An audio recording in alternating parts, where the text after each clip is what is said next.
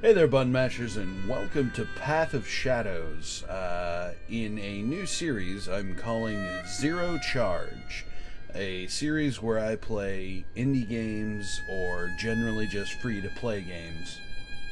And I let you know what I think about them. And these are just little one-shot things, generally speaking, unless you guys want me to make a series out of them or something to that effect. But long story short, this game here, you play this gentleman, who is yet to have a name. Yeah, right there. So pretty. And he's kind of like this interesting little shadow ninja at the behest of some bird shadow goddess thing.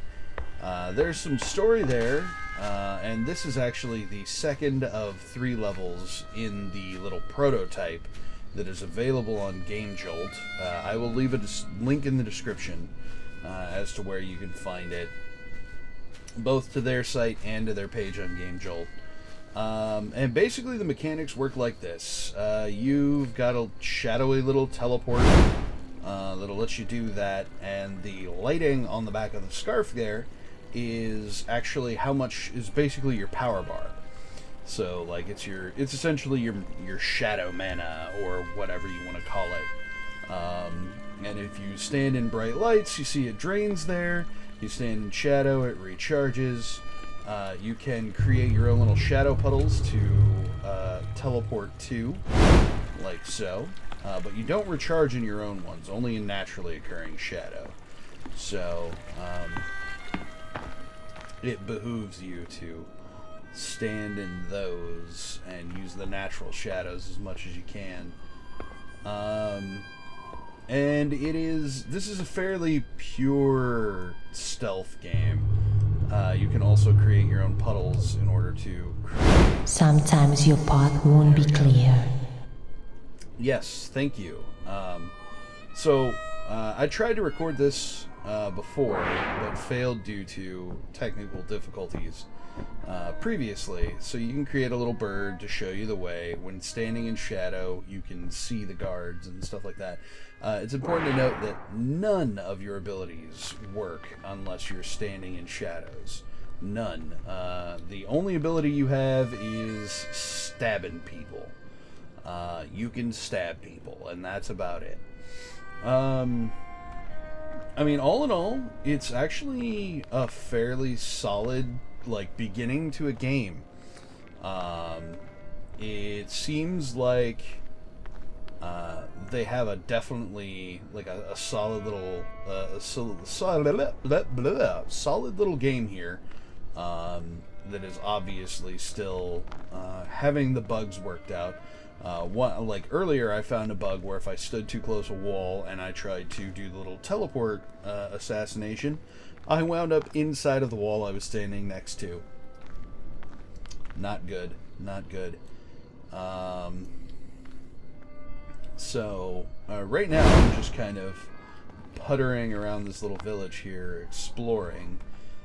Some of the guards, like this gentleman here, for instance, has that little lantern on his back, so he actually totes a light source with him wherever he goes.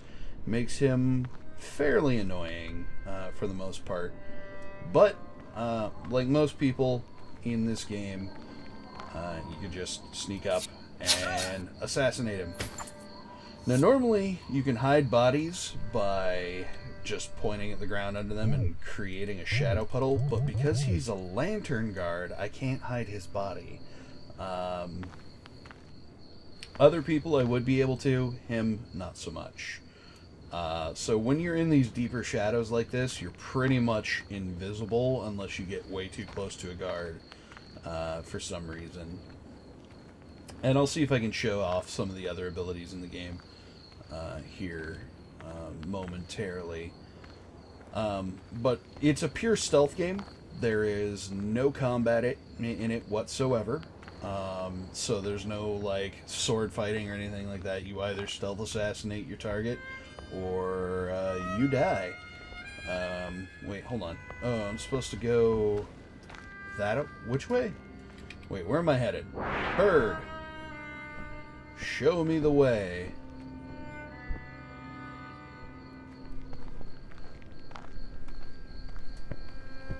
That way. Okay.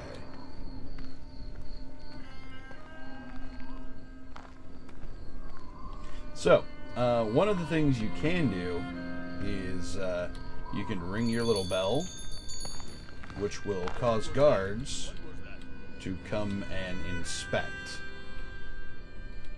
So, like, these guys are now going to come over and be like, "What was that? Boy?" And take a look around. I mean, fairly standard stealth game, kind of like... must have been nothing. Let's go back to where we started. Certainly not an assassin with shadow powers. Alright, so this is what I was talking about. I can create a puddle of shadow to hide the body in, and they just kind of sink down. So that's one of the two guards down, and then I'm going to come over here and hopefully be able to get the other one. I wonder if I can... No, okay, because it's so well lit in this area.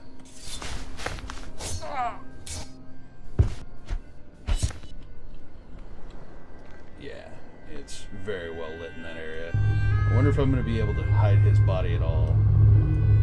No. No. Not even a little bit. So, yeah, like, position... Ooh, there we go. I was able to get the puddle big enough that it mattered. So, birdie... oh, the little bird you can summon regardless of lighting. So that's nice. Where am I headed now, birdie? Just straight down through there? Okay, cool. All of this belonged to me a long time ago. I'll take it back very soon. So it's very clear that there's some story going on here. So, biggest gripes are, other than a couple of bugs, there's no way to pause this game at all. If you hit escape, it just boots you right out of the game. The closest you get to an alternate menu is turning debug mode on, which will give you all of these stats. And the other thing that occasionally